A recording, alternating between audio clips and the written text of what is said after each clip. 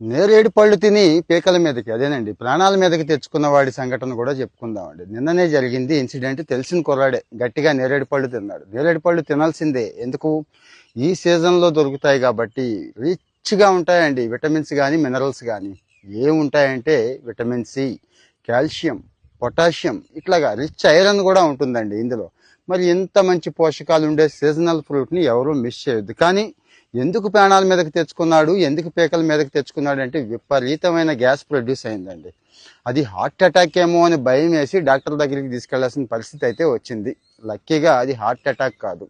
అంటే నేరేడు పళ్ళ విషయంలో ఒక తప్పు చేశాడు అతను. పళ్ళు తినండి, కానీ పళ్ళు తిన్న తర్వాత ఈ పనులు మాత్రం చెయ్యొద్దు అని చెప్పేస్తున్నారండి క్లియర్గా. ఏం చెయ్యొద్దు అంటారా?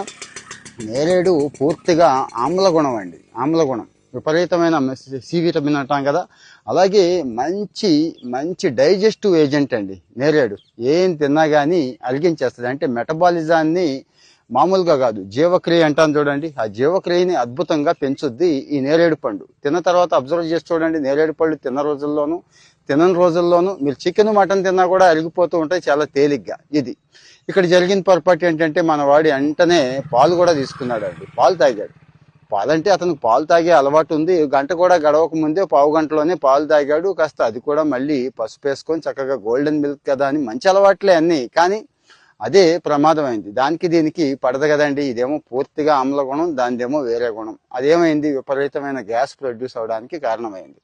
ఒక పాలే కదండి, పాలు, పాల పదార్థాలు, టీలు, కాఫీలు ఇలాంటివి ఉంటాయి చూడండి. పాలకు సంబంధించిన ఏ పదార్థం కూడా నేరేడు పండుతో కలిపి కానీ నేరేడు పండు తీసుకున్న వెంటనే కానీ తీసుకోవద్దు అని చెప్పి డాక్టర్ గారు చెప్పారండి. మరి ఆ విషయాలన్నీ మనకు తెలియదు కదా, ఆయన చెప్తేనే తెలిసింది. అలాగని మీకు కూడా తెలిసే అవకాశం ఉండదు కదా, అందరూ డాక్టర్ల దగ్గరికి వెళ్ళరు కదా. అందుకంటే నేరేడు పండు మరి ఎలాగో తింటామండి. కాస్త రూపాయి ఎక్కువైనా కానీ కొనుక్కుంటున్నాం. మంచి కలర్ఫుల్గా ఉంటుంది, కానీ ఒకసారి చెక్ చేసుకోండి అది నిజంగా కలరా, ఏజెంట్ ఏమైనా కలిపాడంటే. మంచి రంగు కోసం ఈ మధ్య కలర్ కూడా కలుపుతున్నారు, అదైతే చెక్ చేసుకోండి. కానీ నేరేడు పండు తిన్న తర్వాత ఇవైతే ఈ తప్పు అయితే చేయకండి. అంటే రియల్గా జరిగిన సంఘటనే కదండి, అందుకోసమని మీకు షేర్ చేస్తున్నాను, ఇబ్బంది పడకూడదని.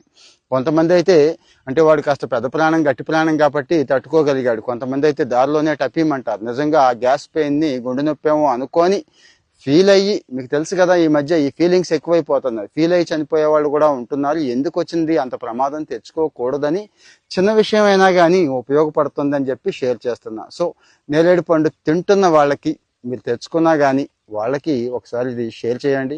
ఇలాంటి కంటెంట్ బాగుంది అనుకుంటే ఫాలో అవుతూ ఉండండి. Thank you.